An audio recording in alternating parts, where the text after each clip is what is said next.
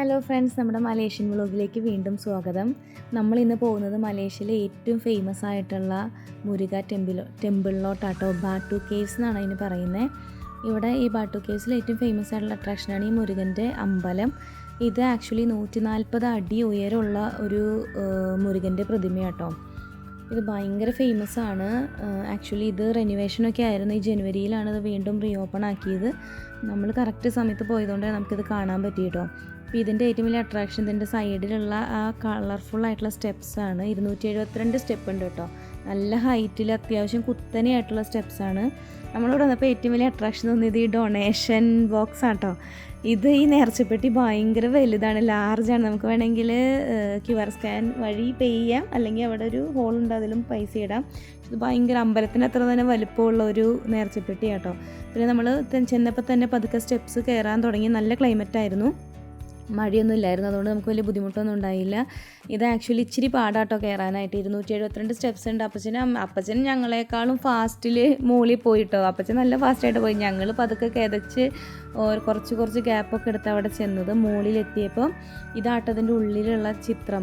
അതായത് ഇത് 300-400 മില്യൺ വർഷം പഴക്കമുള്ളൊരു കേവാണ്. അത്രയും പരമ്പരാഗതമായൊരു കേവിൻ്റെ ഉള്ളിലാണ് ഈ അമ്പലം സ്ഥിതി ചെയ്യുന്നത്. അവിടെ ഇവിടേക്കായിട്ട് ചെറിയ ചെറിയ പ്രതിഷ്ഠകളൊക്കെ ഉണ്ട് കേട്ടോ. അതിനുശേഷം കണ്ടോ, ഇതിൻ്റെ മുകളിൽ നിന്ന് ഇപ്പോൾ മഴ പെയ്യുമായിരുന്നു, നമുക്ക് ഇച്ചിരി പാടായിരുന്നു. വലിയ വലിയ ഹോൾസ് ഉണ്ട്. ഇത് കാണുമ്പോൾ, ഇങ്ങനത്തെ കേവുകൾ കാണുമ്പോൾ എപ്പോഴും നമുക്ക് മഞ്ഞുമൽ ബോയ്സിലെ ആ കേവ് ഓർമ്മ വരും, ആ സിനിമ കണ്ടതിന് ശേഷം. അങ്ങനെ ഇത് ഭയങ്കര മനോഹരമായിട്ടുള്ള സ്ഥലം. അതിൻ്റെ ഉള്ളിൽ ചെന്നിട്ട് വീണ്ടും നമ്മൾ ഈ സ്റ്റെപ്സ് മുകളിലേക്ക് കയറുമ്പോഴാണ് ശരിക്കുള്ള അമ്പലം ഉള്ളത്. ഈ പൂജയും കാര്യങ്ങളൊക്കെ നടക്കുന്നത്. നമ്മളവിടെ എല്ലാം ചുറ്റിക്കണ്ടു കേട്ടോ. നല്ല എക്കോയൊക്കെയുള്ള സ്ഥലമാണ്. മുരുകൻ്റെ അമ്പലം ആയതുകൊണ്ട് തന്നെ കുറേ ഈ മയിലുകളുടെ പിക്ചേഴ്സും രൂപങ്ങളും ഉണ്ട് കേട്ടോ. അത് കഴിഞ്ഞ് അത് അവിടെ എല്ലാം കണ്ടിട്ട് ഞങ്ങൾ തിരിച്ചിറങ്ങി. അപ്പച്ചി പറഞ്ഞ പോലെ ഭയങ്കര ഫാസ്റ്റായിട്ട് ഇറങ്ങിപ്പോയി. ഞങ്ങൾ പതുക്കെ പിടിച്ച്, ഇച്ചിരി കുത്തനെയാണ്, കയറുന്നേക്കാൾ ബുദ്ധിമുട്ടാണ് ഇറങ്ങാനായിട്ട്. അപ്പോൾ ഞങ്ങൾ പതുക്കെ ഇറങ്ങി. അതിന് ശേഷം താഴെ എത്തുമ്പോൾ മെയിനായിട്ടുള്ള അട്രാക്ഷൻ എന്ന് പറയുന്നത് ഈ പ്രാവുകളും ആട്ടോ. ഇഷ്ടം പോലെ കുരങ്ങന്മാരുണ്ട്. അമ്മയാണെങ്കിൽ ഭയങ്കരമായിട്ട് പേടിച്ചു കേട്ടോ. ആദ്യം ഇതിന് തീറ്റ കൊടുക്കുമ്പോൾ മുഖം കണ്ടാലറിയാം. ആദ്യം ഭയങ്കരമായിട്ട് പേടിച്ചിരുന്നത്. പിന്നെ കുറച്ച് കഴിഞ്ഞപ്പോഴത്തേനും അമ്മ സെറ്റായി. ആദ്യം നല്ലോണം പേടിച്ചു.